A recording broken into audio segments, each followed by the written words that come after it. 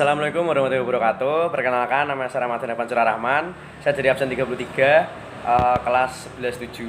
Di sini saya akan menjelaskan tentang biografi salah satu tokoh pergerakan nasional, yaitu Muhammad Yamin. Yang pertama yaitu latar belakang dari Muhammad Yamin. Muhammad Yamin dilahirkan di Talawi, Sawah Lunto pada 24 Agustus 1903. Beliau merupakan putra dari pasangan Usman Baginda Khotib dan Siti Saadah yang masing-masing berasal dari Sawah Lunto dan Padang Panjang. Ayahnya memiliki 16 anak dari 5 istri yang hampir keseluruhannya kelak menjadi intelektual yang berpengaruh. Selanjutnya yaitu perjalanan Muhammad Yamin semasa sekolah.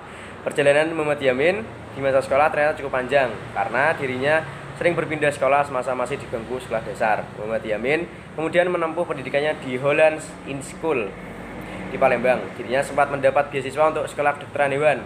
Namun karena dirasa kurang tertarik, ia lantas tak meneruskannya. Ia juga sempat sekolah di pertanian sebelum memutuskan untuk bersekolah di Algemeen Middelbare School atau AMS di Yogyakarta. Setelah pencarian panjang akan minatnya pada bidang studi tertentu, Muhammad Yamin pun bertahan dan menyelesaikan sekolahnya di sana, yaitu di AMS. Di sanalah ia mulai tertarik dengan berbagai materi dari budaya, bahasa hingga sejarah. Usai menamatkan pendidikannya di AMS, Muhammad Yamin mendapatkan gelar sarjananya di Reds Hoek School atau Sekolah Tinggi Hukum.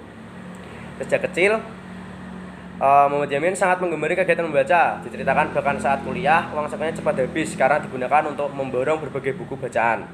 Itulah yang membuat Muhammad Yamin tumbuh pribadi yang cerdas dan juga cakap. Beliau pun dikenal gemar menulis.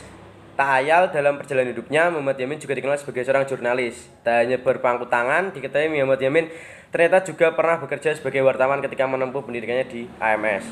Setelah menyelesaikan pendidikannya di perguruan tinggi, Muhammad Yamin kemudian menjadi pengajar di sebuah sekolah jurnalistik dan pengetahuan umum, sembari mengajar materi tentang kebebasan dan pelanggaran pers.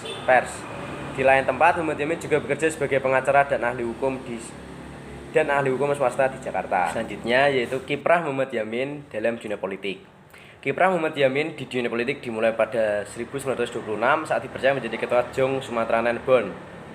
Keberadaan Jong Sumatranan Bon menjadi pendukung keterlibatan pemuda dalam upaya mewujudkan Indonesia bersatu. Beliau bersama kumpulan pemuda lainnya kemudian bergabung pada Kongres Pemuda I.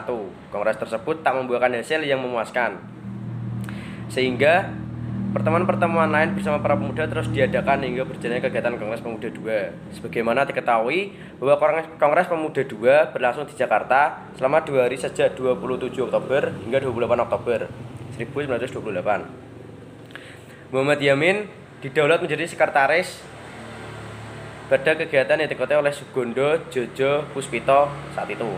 Dari situlah terbit sebuah rumusan yang dikenai sebagai Sumpah Pemuda. Dalam naskah itu disebutkan bahwa seluruh pemuda Indonesia berkomitmen bertanah air, berbangsa, dan berbahasa satu, yakni Indonesia. Pada tahun 1931, Muhammad Yamin tergabung dalam Partai Indonesia. Tak berlangsung lama, Partai Indonesia kemudian bubar dan ia mendirikan Partai Gerakan Rakyat Indonesia bersama Wilopo, Amir Syarifuddin, Sumanang, ada Adnan Kapaugani, dan Ada Malik pada 1936. Pada tahun 1937, Muhammad Yamin menikahi pujaan hatinya, yaitu Siti Sundari, dan dikaruniai seorang putra bernama Rahadian Yamin. Perjuangan Muhammad Yamin masih terus berlanjut. Pada masa pendudukan Jepang, Muhammad Yamin turut bergabung bersama Pusat Tenaga Rakyat atau biasa disebut Putra, dan terpilih sebagai anggota Badan Penyelidikan Usaha Persiapan Kemerdekaan Indonesia atau yang biasa disebut BPUPKI. Seusai kemerdekaan Indonesia pada tahun 1950, Muhammad Yamin kemudian menjadi anggota Dewan Perwakilan Rakyat. 2 tahun kemudian dirinya terpilih menjadi Menteri Kehakiman. Pada masa 1953 hingga 1955, ia juga pernah menjabat sebagai Menteri Pengajaran, Pendidikan, dan Kebudayaan. Pada tahun 1959, Muhammad Yamin didaulat menjadi Dewan Perancang Nasional. Muhammad Yamin wafat pada tanggal 17 Oktober 1962 saat usianya 59 tahun.